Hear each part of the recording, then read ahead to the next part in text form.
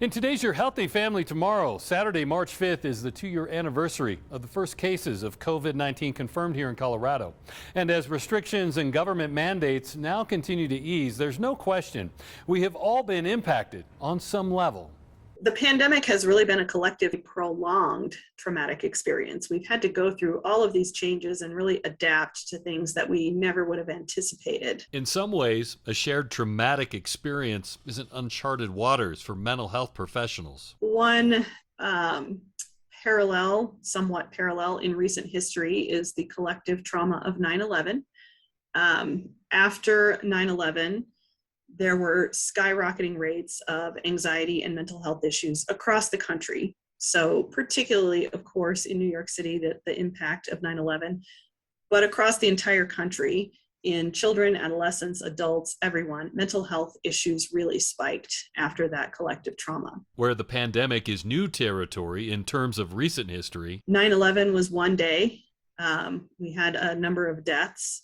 The pandemic has been 2 years and an enormous number of deaths. So we don't yet have the data on the impacts of mental health, but we can draw that parallel between the collective trauma of 9/11 and the current collective trauma of the pandemic. And the impacts of emotional trauma from the pandemic go well beyond the loss of life, but also how it impacted our daily lives for the last 2 years in so many ways. The scale of the pandemic is so much greater that it's a very logical assumption to think that mental health issues are just going to continue to increase over the next several years. And there's no group who will likely continue to process the emotional trauma of the pandemic like our younger children will. If you just sit down with your child and ask them, hey, do you remember, first grade when you went to school and you didn't have to wear masks?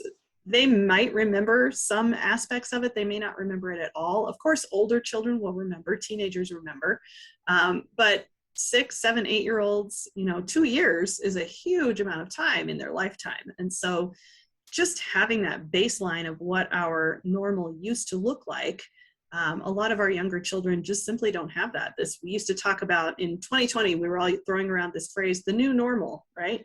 Well, it became the normal for our children, and they don't necessarily have a solid foundation that they can remember of anything different. And there are aspects of social development young children simply haven't had in the last 2 years, like some of the basic cues of communication. 70 to 90% of communication is nonverbal.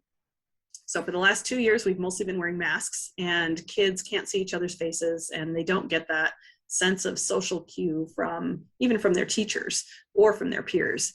So the social emotional development piece is lagging.